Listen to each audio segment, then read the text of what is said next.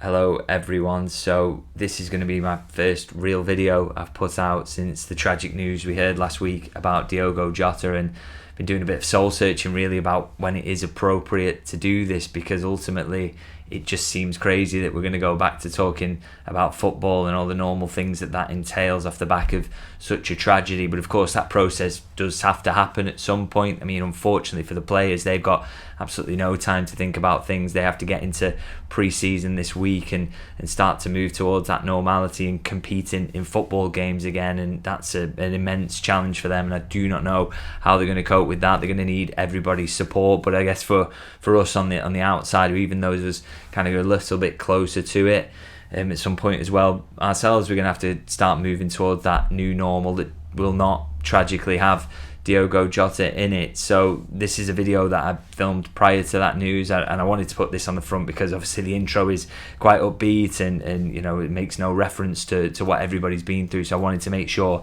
this was at the front of it really to kind of explain my thinking. And I totally understand, by the way, that some people still will not be ready for this, won't be ready to consume football in this way for a long while, but as I say, I think we've got to move forward at some point, and finding the appropriate time has been difficult, but maybe with pre-season starting this week, as I say, maybe this is the time to do it. And of course, you know, I don't think my coverage from this point onwards is going to be the same for a long time, because there's always going to be that nagging thing in the back about what has happened to Diogo, and that's going to be the context of the entire season. But for those who are ready, and maybe those who are not but need a distraction, I thought it's maybe time to put out something a little bit different, something looking at the football once again. So hopefully you enjoy this video, and yeah, more to come across the pre-season period. And if anyone is struggling, please do reach out and speak to me. I spoke to a few fans since this happened, and yeah, hopefully we can all kind of support each other through this tragedy, and yeah, hopefully we'll see a season that will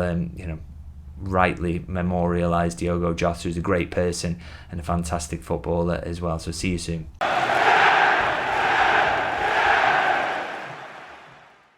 It comes around ridiculously quickly, doesn't it? But Liverpool are going to be back at the AXA training centre next week to begin pre-season training and begin the preparations for the defence of their Premier League title. Maybe even go a little bit further in the Champions League this time around. Now, with that in mind, I wanted to take a look at the things that Arne Slot is going to want to address in this period, beyond, of course, bedding in the 1,000 new signings that Liverpool have made and about to make in this exciting summer transfer window. And so, yeah, to look at the areas really where they can improve going into next season, if that is possible. And I guess as a starting point really in this video, it's best to say that there's not too much that can be improved with this team. Look, I'm going to bring up some statistics for you here to just give you a good idea of just how good this Liverpool team was last season. And I mean, look at it.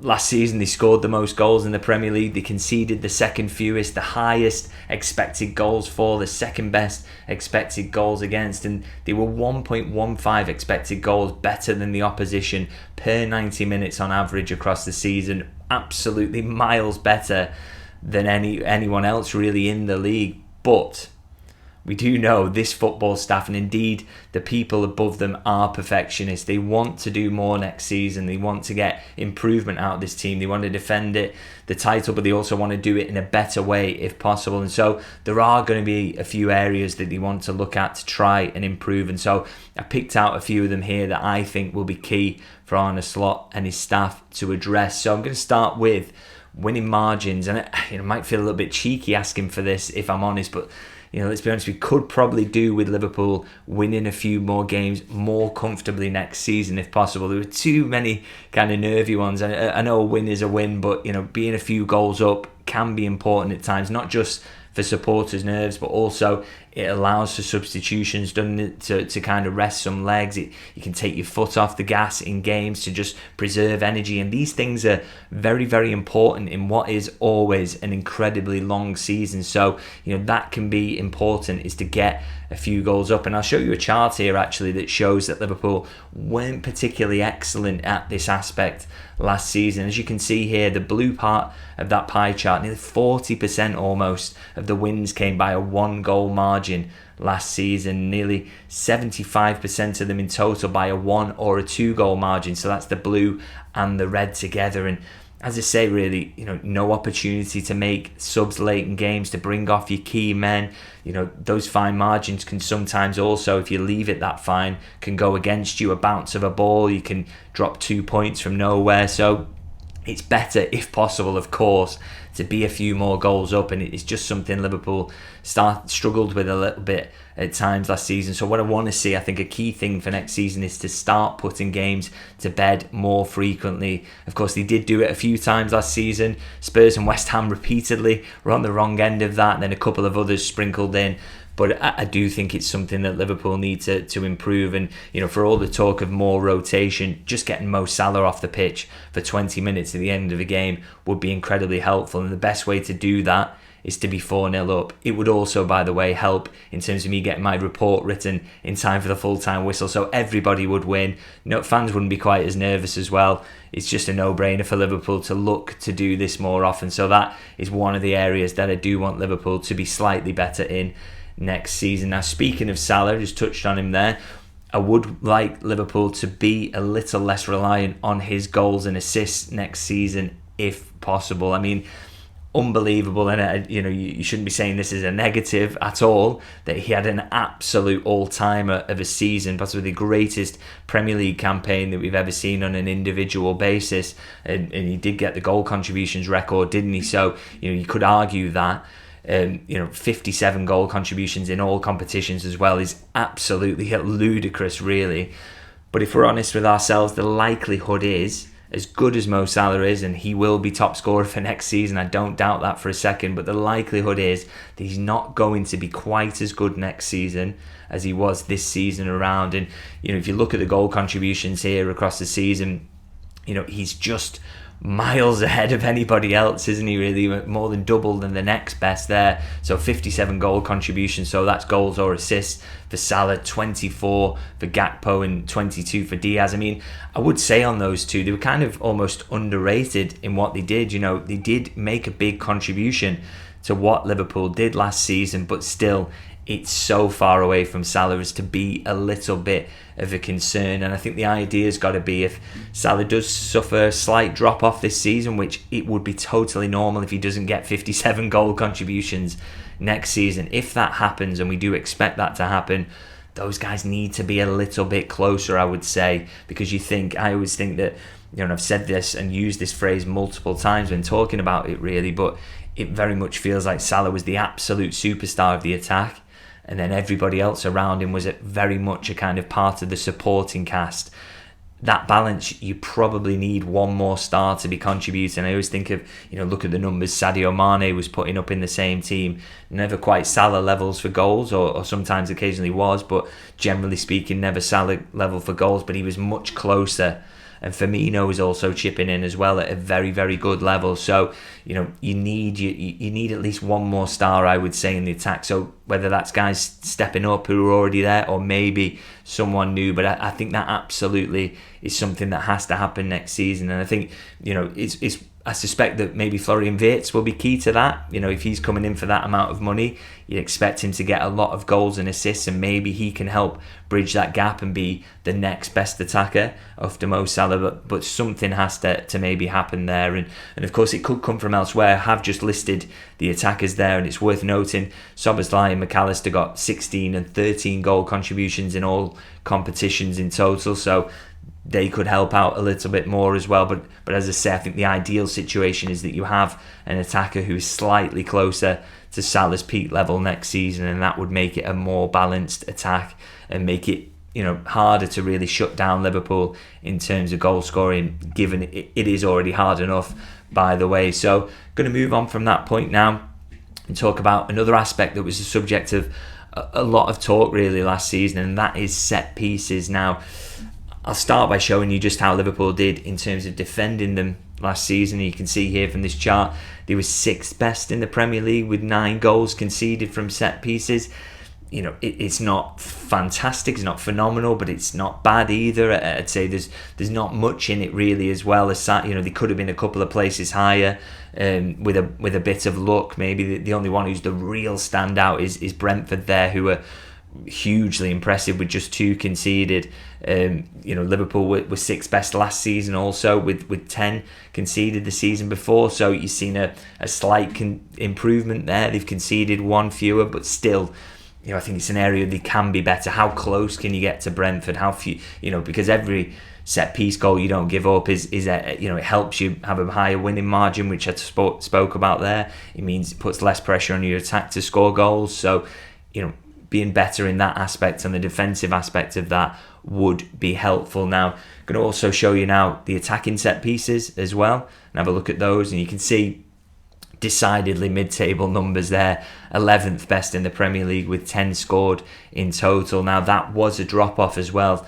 The season before, they were 4th best in the Premier League with 15 goals from set pieces, and you want to correct that if possible. You don't want to be getting worse at these aspects, and talk about set piece goals a lot because I think they are important. I think in games they can feel like free goals a lot of the time. It's you've not had to put together an intricate piece of play to break down the opposition, have you? You kind of get them out of nowhere really, and they can break tight games as well, especially the big ones. I mean, Arne Slot has banged on about this enough himself really. He said, I've got a quote from him from last season. He says, I always say if you want to win a big game, you have to be a neutral balance on set pieces or a positive one. So, +1 on goals, +2, or even for set piece goals in a game. And I think he's absolutely right in that aspect, that's something Liverpool need to look to do. And you saw there's been a bit of a drop off in the attacking aspect to that, so they need to do better there. Now, it's interesting, I did mention this in my last video as well, it is my understanding that Liverpool are not going to go and look for a set piece coach, so Aaron Briggs and the analysts will get another crack at this.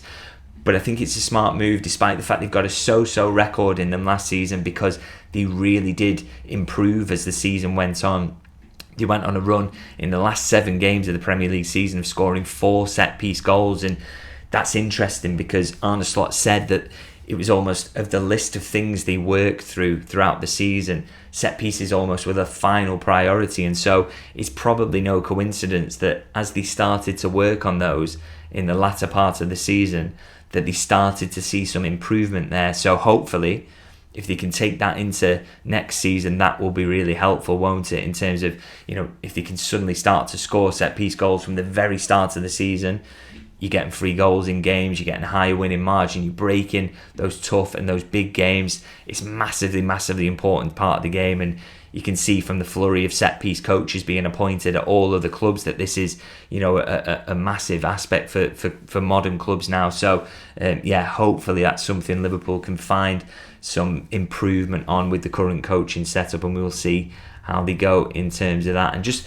my final point I want to make in terms of the improvements I want to see, it's something I touched on a lot at times last season really, and it's winning duels. I mean, anybody who's watched my post-match videos will know that is something I talk about in terms of how the team's done collectively winning duels, but also individuals in terms of how they've done from game to game. And when I talk about this, it sounds pretty alarming actually to say that Liverpool, of the 56 games they played last season, they won the duels in 19 of those games, just 19 of those games, so lost them in 37, and they actually lost the duels in 16 of the last 19 games as well. So that doesn't sound particularly great, does it? It's not particularly great. However, they did win on average 48% across all games, so it's not like they're in a huge deficit in all the games. They won some quite comfortably. The ones they were lost, the games where they lost the duels, being fairly marginal, so it's not a million miles away. And it is also worth remembering when you talk about duels as well, it's not just a defensive metric, so it's not just the tackles and those aspects that you're going to be involved in. It also includes take-ons and some attacking aspects. But I would say, you look at the games where kind of Liverpool's next step was shown last season. I'm thinking, there were games where I think we saw where Liverpool need to improve to become this all-conquering team. And the ones I think about in particular are maybe the couple of legs against PSG in the Champions League and the defeat to Newcastle in the Carabao Cup final. So you look at those games, and across the 2 games against PSG, 37.5% of duels won. So that is really, really poor. And 42% in the Carabao Cup final against Newcastle. And, as I say, there's a balance to this in terms of it's not just a defensive metric, but I think those are the games, or those 3 games you looked at, and they were games where Liverpool were bullied in individual battles on both sides of the ball. They weren't, able to beat the opposition. Whenever there was a one-on-one duel across the pitch, Liverpool were more likely to lose it than win it, and that just felt like it provided the foundations for PSG to go through and for Newcastle to deservedly beat Liverpool in the Carabao Cup final. So Liverpool need to show improvement in this aspect for me, and it's kind of, the question is, how do you do that? So to look at the signings they've made already, do Frimpong and Wirtz rebalance that slightly, because they're both very, very good in take-on? So will that boost Liverpool's numbers there? Will it make them better in those individual battles? Can Kerkez help them in terms of winning defensive duels as well, because he's got real tenacity and he's very, very hard to beat down his side? That is something to consider and look at. But you also wonder whether they could maybe use some physicality added to the team as well.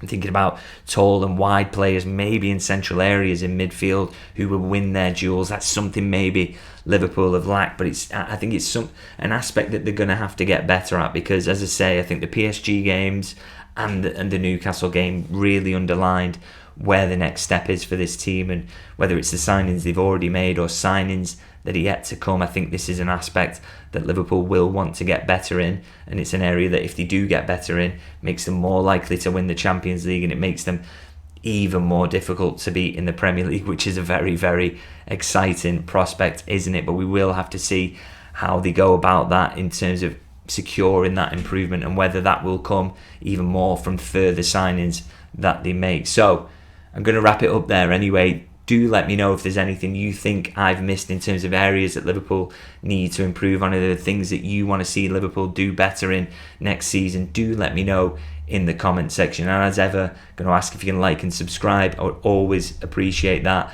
And I'll see you guys very soon.